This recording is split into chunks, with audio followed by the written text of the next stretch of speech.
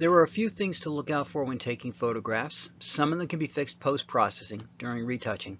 Today, let's look at a couple that post-processing can adjust, as well as ways to avoid the issue.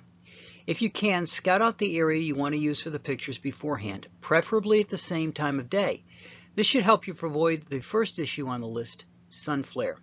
Sun flare is extra bright patches in the picture or the sun coming on too strong in the image. In this first image, on the left-hand side in the sky, you can see spots.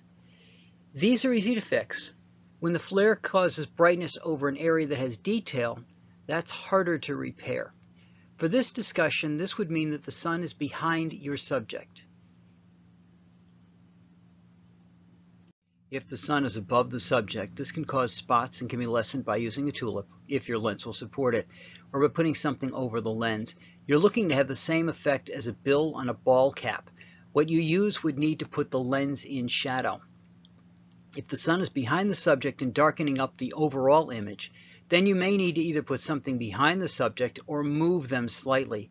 If the sun is behind you, hitting the subject, then you can either get haze or a washing out of the color and detail. Sun haze looks like fog. As long as the details are visible, adjust it in post. If moving the subject is not an option, then you can, with help, use a white umbrella or white cloth, which will soften the light and make for a beautiful effect. Anything other than white will introduce colors into the image, which must be adjusted. After all, the dress might be white, and you would want to keep it that color. You may see a professional photographer send a flash through a white material, either an umbrella or a device called a softbox, to soften the lighting on hitting the subject. Now let's look at the amount of light on your subject. Exposure is the amount of light that the camera has picked up. Too much light, overexposure, can wash out details, and post-processing can't bring those back. Too little light, underexposure, might be okay if there is enough there to get the details. For a professional photographer, we're getting into the realm of ISO and the use of flash. A lot of inexpensive flashes, like what's on a cell phone, are harsh. You can lessen the impact by putting something over the flash. Remember that white cloth, which will help soften the effect. As I said, these things can be cleaned up in post, and I wanted to give you guys some examples of it. Here is that first image with the spots in the sky taken out, and some post-processing done to make the colors a little bit more snappy. Here's that wedding photo again with the lighting adjusted so that you can see the bride and groom more. One thing to keep in mind is brightness has a tendency to draw the eye.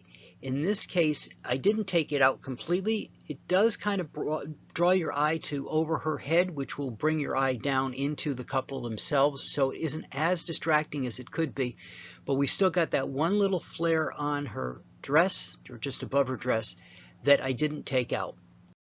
Here's our haze image. Again, I was able to bring the lighting down so that the image was cleaner and draws your eye more toward her. That white haze to me is almost like I want to clean off my glasses when I see it.